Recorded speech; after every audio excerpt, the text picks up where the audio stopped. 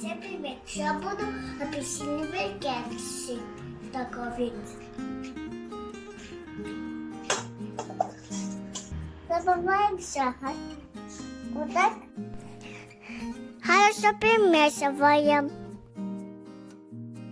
Добавим масло. Нужно хорошо перемешать. Оно жидкое, добавим масло. Добавим сок. Добавим апельсиновый сок.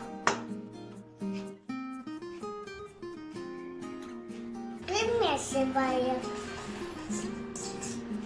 Добавляем немного муку.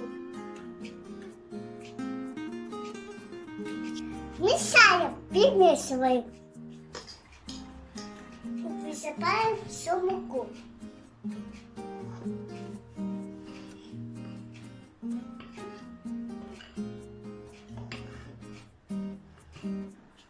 Все домой нужно отдохнуть.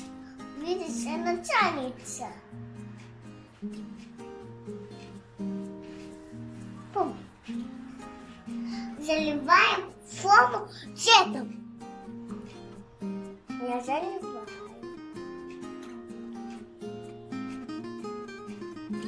Немного. Папины кексы готовы.